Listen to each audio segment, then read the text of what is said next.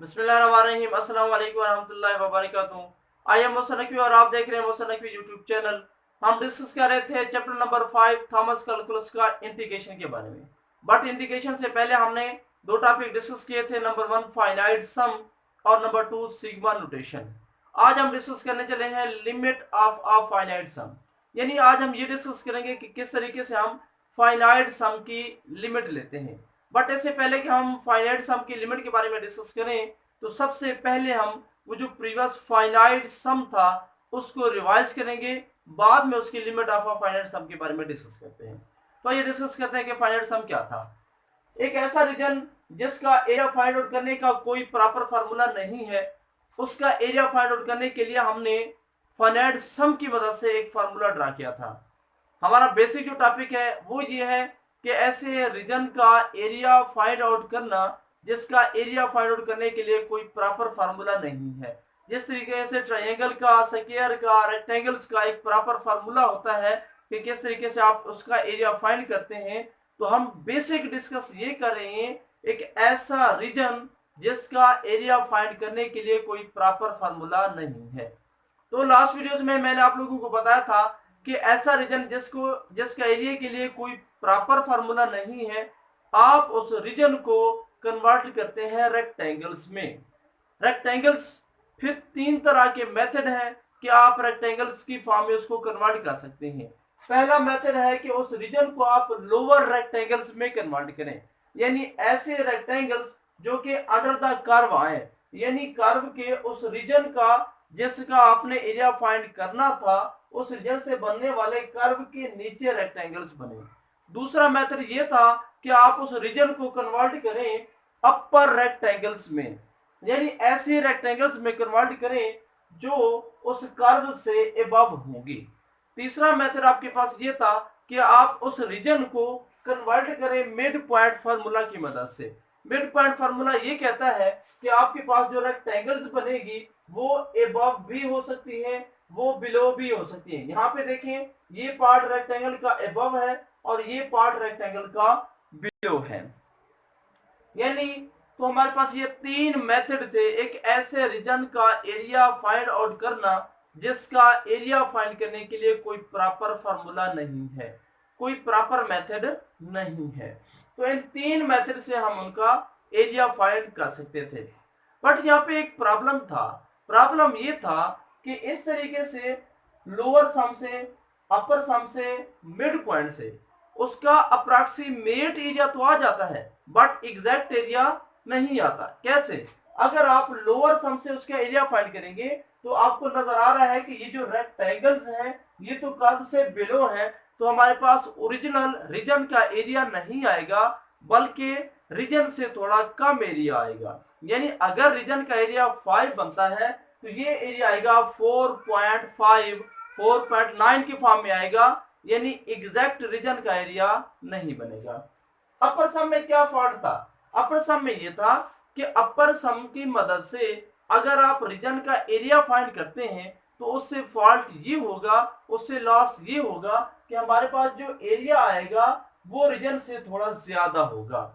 यानी approximate reason हम find कर सकते हैं, अप्रॉक्सीमेट एरिया तो फाइंड कर सकते हैं, एग्जैक्ट एरिया नहीं आएगा। मिड पॉइंट में भी फॉल्ट था।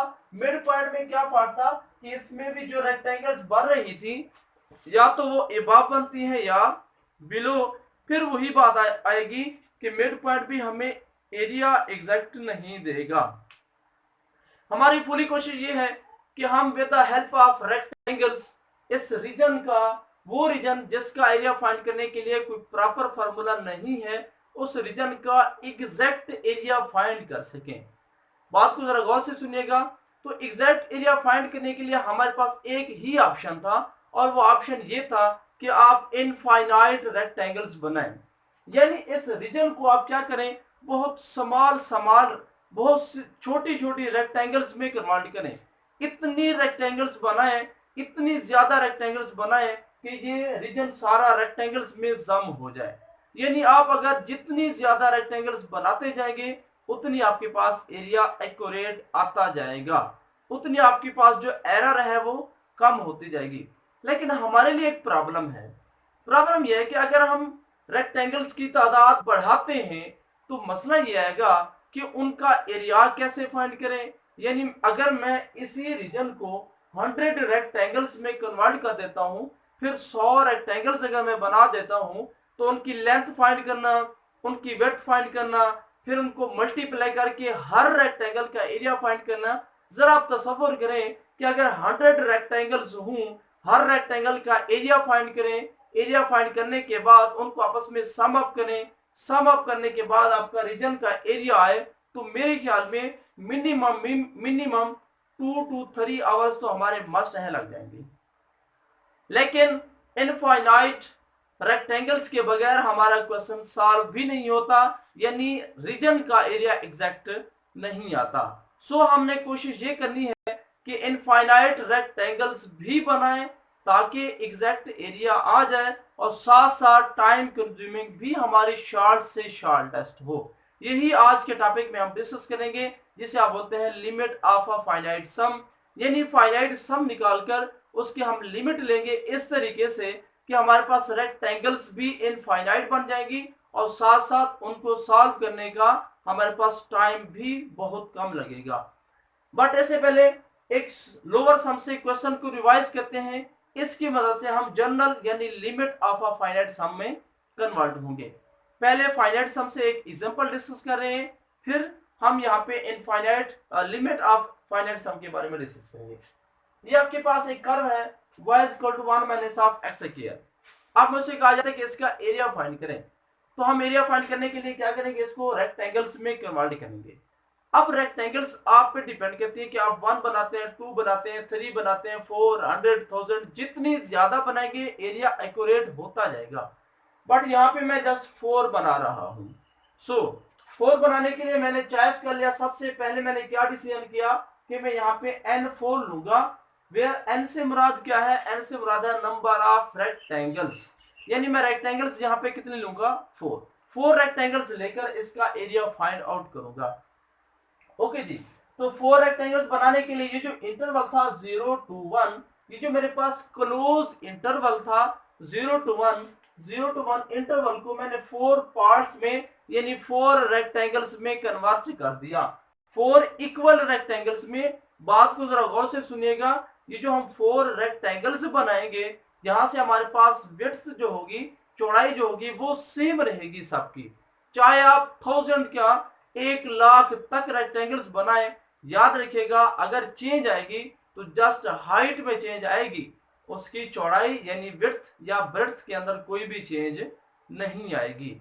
चाहे आप अपर सम से करें, लोअर सम से करें, क्वेश्चन को आप मिड पॉइंट फार्मूले से करें, कभी भी उसकी विड्थ चेंज नहीं होगी। डिफरेंस जो आता है वो हाइट पे आता है, विड्थ पे नहीं आता।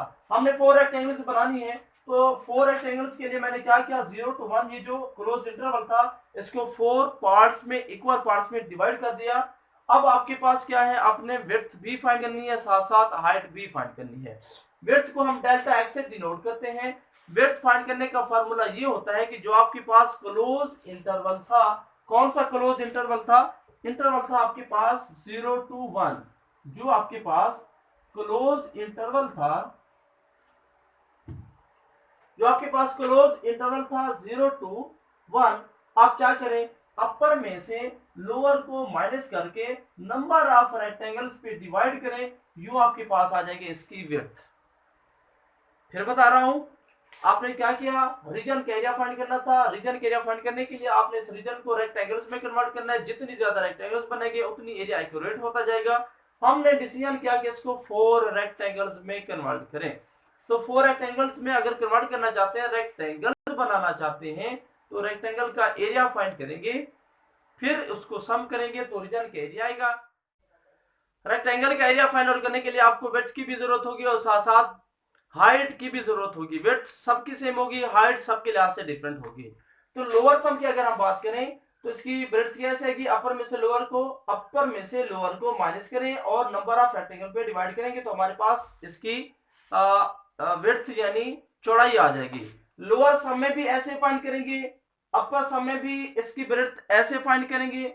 मिड पॉइंट में भी इसी फार्मूले से फाइंड करेंगे, यानी इंटरवल जो आपके पास गिवन है अपर में से लोअर को माइनस करके नंबर ऑफ रेक्टेंगल्स पे डिवाइड करें तो आपके पास इसकी विड्थ यानी चौड़ाई आ जाएगी। उसके बाद बात करते हैं हाइट की। जब आपके पास लोअर सम होगा तो हाइट कैसे निकालते हैं? जो आपने पार्टीशन बनाई है, इंटरवल बनाया है 0 to 1/4, अब ये नंबर आप फंक्शन में पुट करेंगे बारी बारी, 0 उससे नेक्स्ट उससे नेक्स्ट उससे next at so on 1/4 put करेंगे। जो सबसे मिनिमम वैल्यू होगी वो आपके पास हाइट कहलाएगी लोअर सम के लिहाज से। अपर में आप क्या करेंगे, ये इंटरवल पुट करेंगे फंक्शन में, 0 उससे नेक्स्ट 1/4 तक, उससे इन नंबर से आने वाली जो सबसे बड़ी वैल्यू होगी वो आपके पास हाइट बनेगी अपर सम के लिहाज से। मिड पॉइंट में आप क्या करेंगे, मिड पॉइंट में यू करेंगे, इन दोनों पॉइंट्स को आप जमा कर लें, ऐड कर लें, ऐड करके 2 पे डिवाइड करें, आ जाएगा मिड पॉइंट। जो मिड पॉइंट आएगा वही मिड पॉइंट आप फंक्शन में पुट करेंगे तो आपके पास जो वैल्यू आएगी वो आपके पास रेक्टेंगल की हाइट होगी। ओके जी। अब यहाँ पे चूंकि फंक्शन हमारा डिक्रीजिंग है, सो 1/4 पे सबसे कम वैल्यू आएगी, मिनिमम वैल्यू कहां पे आएगी, 1/4 पे। सो हाइट हमारी इस इंटरवल में जो रेक्टेंगल बन रही है, ये फर्स्ट रेक्टेंगल, इसकी हाइट, ये वाली हाइट क्या बनेगी, f ऑफ 1/4, यानी अगर हम फंक्शन में 1/4 पुट करें तो इसकी हाइट आ जाएगी। आफ्टर दिस, इस इंटरवल में देखें, यानी ये जो इंटरवल है ये सेकंड रेक्टेंगल को रिप्रेजेंट कर रहा है, इसकी विड्थ तो वही 1/4 ही होगी। इसकी हाइट कैसे फाइंड करेंगे, इस इंटरवल में अगर हम 2/4 इस फंक्शन में पुट करें तो सबसे कम वैल्यू इस नंबर पे आएगी। सो f ऑफ 2/4 यानी 2/4 उसमें पुट करें, जो वैल्यू आएगी वही आपकी सेकंड रेक्टेंगल की ये वाली हाइट बनेगी। सिमिलरली इस इंटरवल में आ जाए, ओके, चूंकि डिक्रीजिंग है तो सबसे कम वैल्यू आएगी 3/4 पे, यानी इस रेक्टेंगल की जो हाइट होगी वो f ऑफ 3/4 होगी। यानी इस फंक्शन में अगर आप x की जगह पे 3/4 पुट करेंगे जो वैल्यू आएगी वही हमारी हाइट कहलाएगी। सिमिलरली लास्ट इंटरवल में देखिए 1 पुट करें अगर यहाँ पे तो सबसे जो कम वैल्यू आएगी, इस फंक्शन में 1 पुट करें 0 आएगी। सो हाइट हमारी लास्ट रेक्टेंगल की 0 आएगी, इस वजह से आपको लास्ट रेक्टेंगल बज़ाहिर नजर नहीं आ रही। तो ये है हमारे पास मेथड हाइट फाइंड आउट करने का लोअर सम की सूरत में। अगर अपर सम होता फिर हमें क्या चाहिए, ये इंटरवल पुट करते, जो मैक्सिमम वैल्यू आती वो हमारी हाइट कहलाती। अगर अपर सम होता तो मैक्सिमम वैल्यू इस रेक्टेंगल की सबसे बड़ी वैल्यू आती 0 पे, जो कि 1 है। सो इसकी हाइट बनती f ऑफ 0। इस इंटरवल में ये इंटरवल सेकंड रेक्टेंगल को रिप्रेजेंट कर रहा है, सबसे बड़ी वैल्यू आती है f ऑफ 1/4 पे। सो इस रेक्टेंगल के अंदर इस इंटरवल में जो हाइट होती वो होती f of 1/4 and so on. तो एक ऐसे रीजन का एरिया फाइंड आउट करना जिसके लिए कोई प्रॉपर फार्मूला नहीं है, तो उसके लिए हमने 3 मेथड ड्रा किए थे, लोअर सम, अपर सम, मिड पॉइंट फार्मूला। सब में उनमें हम क्या करते थे, लोअर, अपर और मिड पॉइंट में हम रीजन को रेक्टेंगल्स में कन्वर्ट करके रेक्टेंगल्स के एरियाज फाइंड करते हैं, उनको आपस में सम अप करते हैं तो हमारे पास फाइनाइट सम आ जाता है, जो कि हमें अप्रॉक्सीमेट एरिया देता है रीजन का। अप्रॉक्सीमेट एरिया देता है, एग्जैक्ट नहीं। आज हम एग्जैक्ट फाइंड करने की कोशिश करेंगे। अब यहाँ पे हमारे पास ये विड्थ आ गई, साथ साथ हाइट्स भी आ गई। अब हम क्या करेंगे, इन सब रेक्टेंगल्स के जितने भी रेक्टेंगल्स हैं इन सब के हम एरियाज फाइंड करेंगे, उनको सम अप करेंगे। एरिया फाइंड करने के लिए breadth multiply height, breadth multiply height plus breadth multiply height. फिर इनको अगर आप गौर से देखिए 1/4 सब में कॉमन है, सो कॉमन ले लें, बाकी हमारे पास 10 सम ऑफ हाइट्स बन जाएगा। ये भी हाइट है, ये सेकंड रेक्टेंगल की हाइट है, ये थर्ड एंड ये 4 की, यानी सम ऑफ हाइट्स है। ओके जी, 1/4 ये आपके पास क्या आ गई, विड्थ इसकी, और ये आपके पास हाइट है। अब देखिए ये हाइट जो फर्स्ट f ऑफ 1/4, ये जो 1/4 है इसको आप c1 का नाम दे दें, यानी c1 क्या है, वो नंबर है जो कि फर्स्ट जो इंटरवल था इसमें से वो नंबर जहां पे आपके पास हाइट आई उसका नाम c1 रख लिया। c2 से मुराद है 2/4, यानी सेकेंड इंटरवल में से वो नंबर जो आपको हाइट देता है। ये हम जनरलाइज की तरफ आ रहे हैं, ये पार्टिकुलर था इसी से मैं जनरलाइज ही बनाऊंगा। तो हम जनरलाइज की तरफ आ रहे हैं, F of C two plus F of C three plus F of C four से मुराद क्या है 1। नो एरिया क्या बन जाएगा delta X F of C N, ये जनरल फॉर्मूला बन जाएगा। F of C N, N से मुराद है नंबर ऑफ रेक्टेंगल्स और यहां पे एन हमारा 4 होगा। ये था फाइनाइट सम की फॉर्म में। अब आप इसको सिग्मा की फॉर्म में भी लिख सकते हैं। कैसे लिख सकते हैं? सिग्मा की फॉर्म में आप लिख सकते हैं समेशन ऑफ के फ्रॉम 1 to 4 एफ ऑफ के बाई 4। अब अगर आप यहाँ पे के की जगह पे 1 2 3 पुट करते जाएं तो ये आपके पास ये वाला आंसर आता जाएगा। ये था हमारा पार्टिकुलर केस जो कि मैंने प्रीवियस वीडियोस में ऑलरेडी डिस्कस किया हुआ है, बट आज के टॉपिक को समझने के लिए ये चीज जरूरी थी, इस वजह से मैंने रिवाइज करवाया कि किस तरीके से हम फाइंड करते हैं। तो फाइनल रिजल्ट क्या मिला, एक ऐसा रीजन जिसका एरिया फाइंड करने के लिए कोई प्रॉपर मेथड या फार्मूला नहीं है, उसका एरिया हम फाइंड आउट करते हैं लोअर सम की मदद से, अपर सम की मदद से, मिड पॉइंट फार्मूला की मदद से। इन तीनों मेथड में एक फॉल्ट है, फॉल्ट ये है, प्रॉब्लम ये है, तीनों मेथड से हमारे पास अप्रॉक्सीमेट एरिया तो आता है बट एग्जैक्ट एरिया नहीं आता। तो एग्जैक्ट एरिया फाइंड आउट करने के लिए ऑप्शन ये है कि आप यहाँ पे रेक्टेंगल 4 ना बनाए, 8 ना बनाए, 100 ना बनाए, 1000 ना बनाए, 1,00,000 ना बनाए, बल्कि इनफाइनाइट रेक्टेंगल्स बनाए। क्या बनाए? इनफाइनाइट रेक्टेंगल्स बनाए। जब आप इनफाइनाइट रेक्टेंगल्स बना लेंगे फिर उनके एरियाज फाइंड आउट करके जब उनका सम करेंगे तो जो आपके पास एरिया आएगा वो एग्जैक्ट एरिया होगा रीजन का। शर्त क्या है, कंडीशन क्या है कि यहाँ पे तो आपने 4 रेक्टेंगल्स बनाई, आप 4 ना बनाए, इनफाइनाइट रेक्टेंगल्स बनाए, इसे कहा जाता है लिमिट ऑफ अ फाइनाइट सम। अब हमारे लिए प्रॉब्लम ये है कि इतनी बड़ी रेक्टेंगल्स कैसे बनाए, इनफाइनाइट रेक्टेंगल्स, फिर उनके लिए कैसे फाइंड करें और उनका सम अप कैसे करें, हमारे लिए बहुत मुश्किल काम है। तो इसका आसान सॉल्यूशन ये है कि जो आपने पार्टिकुलर केसेस किए हैं, यानी 4 5 रेक्टेंगल्स के लिए जो आपने केसेस किए हैं, उनकी मदद से आप लोअर सम का या अपर सम का या मिड पॉइंट जिस मेथड से भी आप कर रहे हैं आप उसका जनरल फार्मूला बताएं। मैं अपना टॉपिक स्टार्ट कर चुका हूं, लिमिट ऑफ अ फाइनाइट सम। ये हमारे पास फाइनाइट सम है, अब इसकी लिमिट लेने की तरफ मैं मूव कर रहा हूं। फिर रिपीट कर रहा हूं, आपने क्या करना है, इनफाइनाइट रेक्टेंगल्स बनानी है, इनफाइनाइट रेक्टेंगल्स के एरियाज फाइंड करके उनको सम करना है तो आपके पास रीजन का एग्जैक्ट एरिया आ जाएगा। अब इनफाइनाइट बनाए कैसे, प्रोसीजर ये है कि हम लोअर सम से सॉल्व करें हमारी मर्जी, अपर से करें हमारी मर्जी, मिड पॉइंट से करें हमारी मर्जी।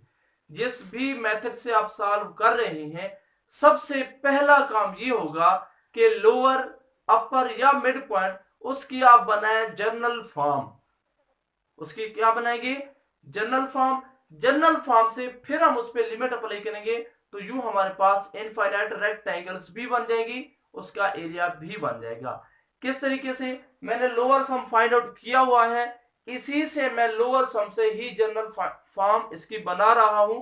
बिल्कुल आप ऐसे अपर सम या मिड पॉइंट से जनरल फॉर्म बना सकते हैं। तो आइए देखते हैं कि मैं लोअर सम से किस तरीके से जनरल फॉर्म बनाने की कोशिश करता हूं।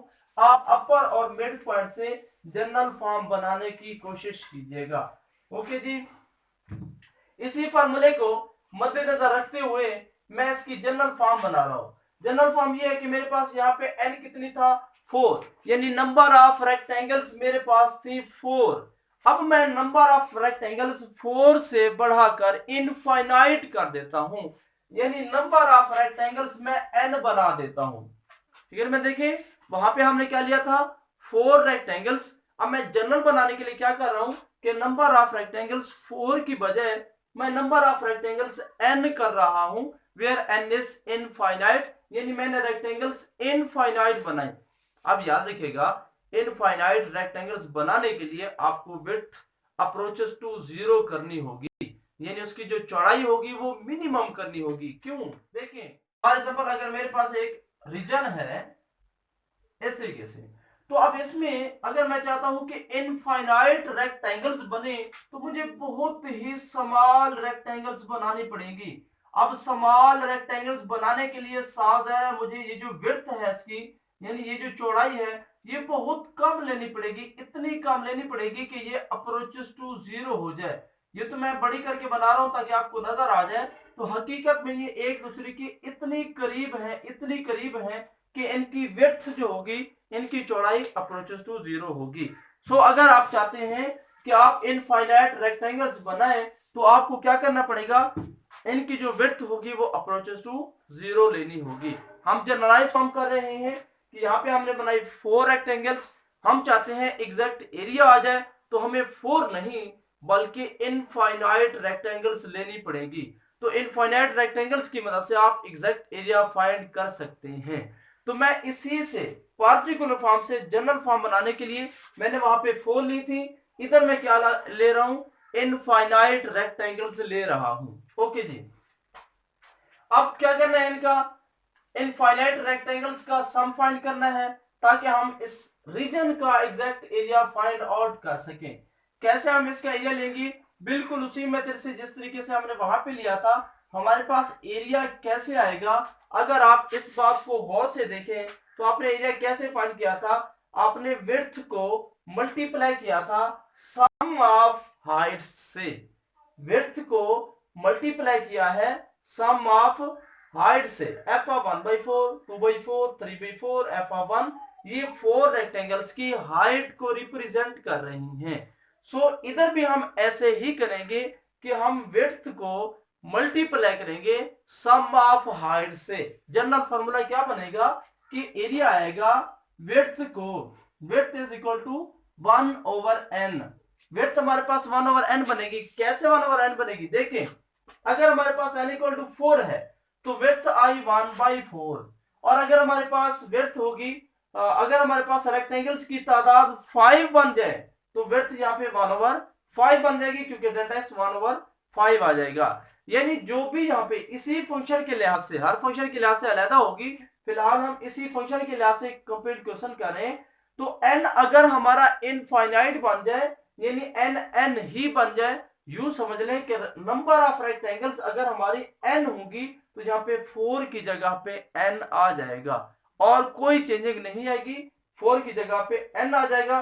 तो आप क्या लिखेंगे, 1/n इंटू नेक्स्ट क्या है, f ऑफ 1/4, तो आप क्या लिखेंगे, f ऑफ 1/n। ये 1/n फर्स्ट इंटरवल में, ये 1/n आपके पास क्या है, फर्स्ट इंटरवल में राइट एंड पॉइंट है, और ये राइट एंड पॉइंट आपको रेक्टेंगल की हाइट बताएगा जो कि मिनिमम वैल्यू होगी, यानी ये वाली हाइट बताएगा। सो फर्स्ट जो रेक्टेंगल इस इंटरवल 0 to 1/n से, ये जो फर्स्ट रेक्टेंगल है, इसकी हाइट बनेगी f ऑफ 1/n। वहां पे 4 है, यहाँ पे n है। अगर 5 हो तो 5 पुट करेंगे, 3 हो तो 3 पुट करेंगे, 10 हो तो 10 पुट करेंगे, नंबर चेंज होते जाएंगे। प्लस अब है इस सेकंड की, सेकंड ये जो रेक्टेंगल है इसकी हाइट निकालना। क्योंकि लोअर सम से हम सॉल्व कर रहे हैं, तो इस इंटरवल में जो मिनिमम वैल्यू आएगी वही हाइट होगी। तो मिनिमम वैल्यू किस पे, चूंकि फंक्शन डिक्रीजिंग है, इस वजह से 2/n पे मिनिमम वैल्यू आएगी। सो f ऑफ 2/n, ये सेकंड रेक्टेंगल की हाइट बन जाएगी। एंड सो ऑन, अगर इसी चीज को हम कंटिन्यू करें, चलते रहे, तो लास्ट हमारे पास इंटरवल क्या आया, n-1/n इंटू 1। इट मींस ये 1 कैसे आएगा, इस 1 को आप ले सकते हैं n/n। सो इसका मतलब क्या हुआ, लास्ट ये जो रेक्टेंगल बनेगी, इस इंटरवल से जो रेक्टेंगल बनेगी उसकी हाइट क्या आएगी, f ऑफ n/n। उसकी हाइट आपके पास होगी f ऑफ n/n, क्योंकि इस नंबर पे वैल्यू सबसे मिनिमम होगी।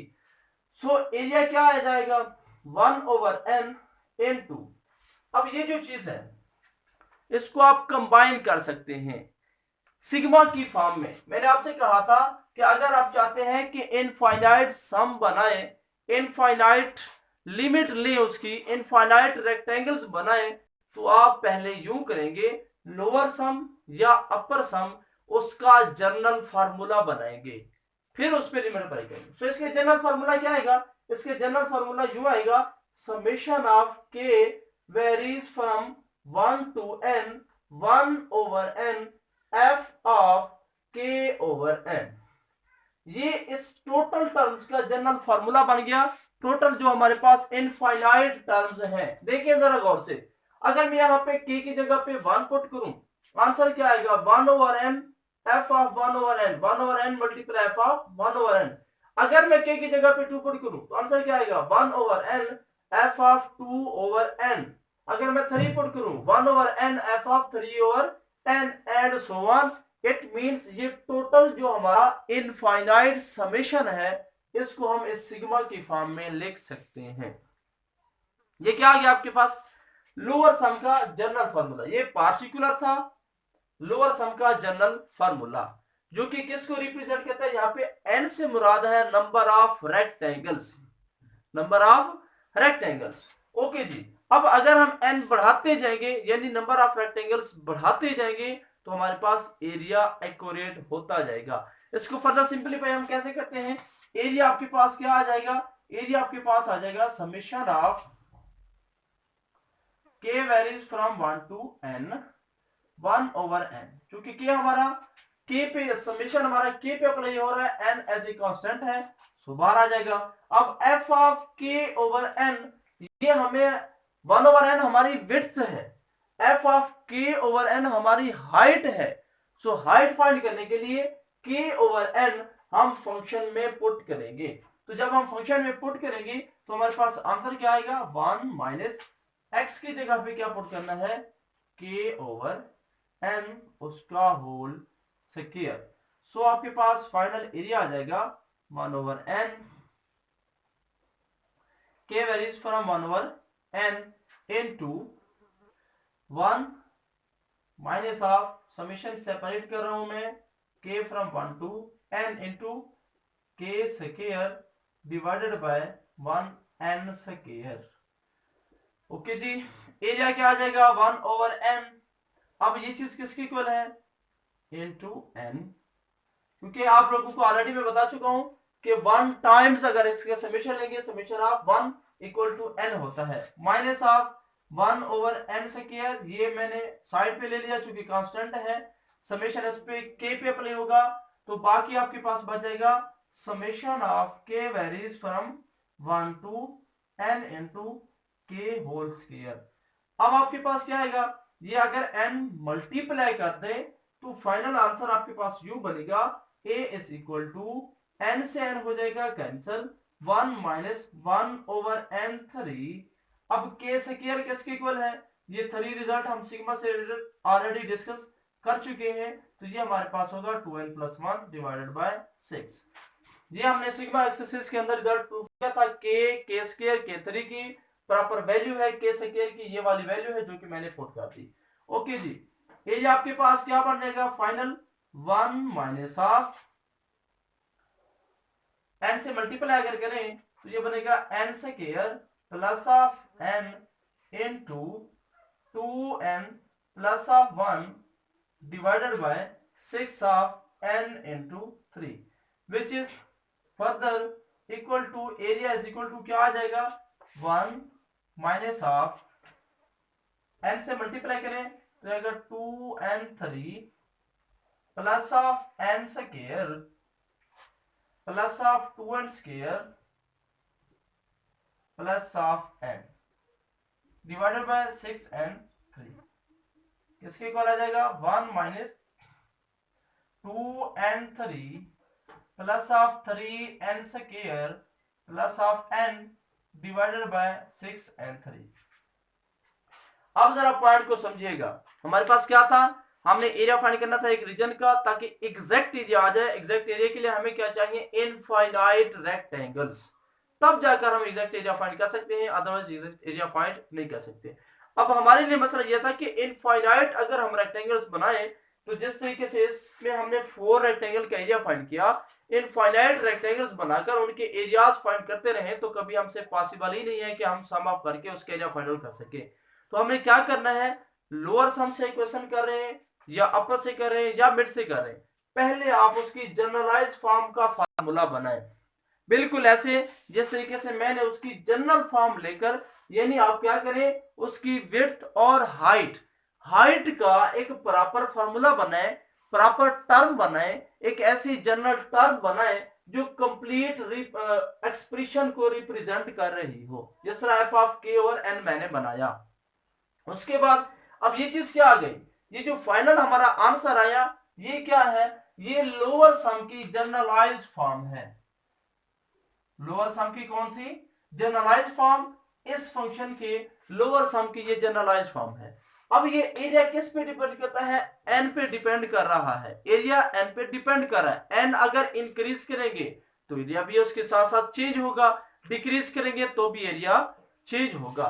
हम चाहते हैं एग्जैक्ट एरिया आ जाए, सो हम लेंगे लिमिट एन अप्रोचेस टू, क्या लेंगे, limit N approaches to infinity into 1 minus of 2 and 3 plus of 3n square plus of n divided by n 6 and 3, which is further equal to limit n approaches to infinity of 1 minus of limit n approaches to infinity। अब आप यहां से n3 common ले लें, n3 अगर हम common ले लें तो बाकी हमारे पास आ जाएगा 2 plus of 3 divided by n plus of 1 over n square divided by 6n3।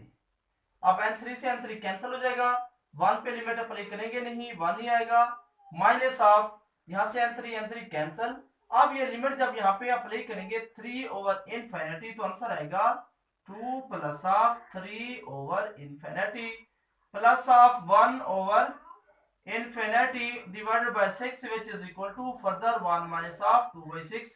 क्योंकि ये 3 by infinity 1 over infinity 0 हो जाएंगे तो आंसर विल बी 4 over 6 और 2 by 3। तो ये हमारे पास क्या आ जाएगा, exact area of a region. तो इस तरीके से चूंकि आपने n इनफिनिटी लिया यानी नंबर ऑफ रेक्टेंगल्स इनफाइनाइट ली हैं, तो जब इनफाइनाइट रेक्टेंगल्स लेंगे तो हमारे पास area of a region, exact area of a region ही आ जाएगा। पहले हमारे पास लोअर सम और अपर सम से जो हम पार्टिकुलर केस ले रहे थे, यानी 4 8 रेक्टेंगल्स ले रहे थे, तो वहां पे हमारे पास एग्जैक्ट नहीं आ रहा था बल्कि अप्रॉक्सीमेट एरिया आ रहा था। तो इस तरीके से अगर आप लोअर सम की जनरलाइज्ड फॉर्म बना लें तो आपके पास एरिया जो होगा रीजन का वो एग्जैक्ट एरिया आ जाएगा। तो ये था हमारा आज का पॉइंट ऑफ डिस्कशन, जिसमें हमने ये देखा कि फाइनाइट सम पे अगर हम n इंक्रीज करें, नंबर ऑफ रेक्टेंगल्स को इंक्रीज करें, तो हमारे पास एग्जैक्ट एरिया हम फाइंड आउट कर सकते हैं। बट इसमें भी एक छोटा सा प्रॉब्लम है, वो इंशाल्लाह नेक्स्ट वीडियो में मैं आपको बताऊंगा कि इसमें क्या खामी है, और इसको बेटर करने के लिए फिर और सम हम डिस्कस करेंगे। उसके बाद हमारा इंटीग्रेशन ही आ जाएगा at the end. Allah Hafiz.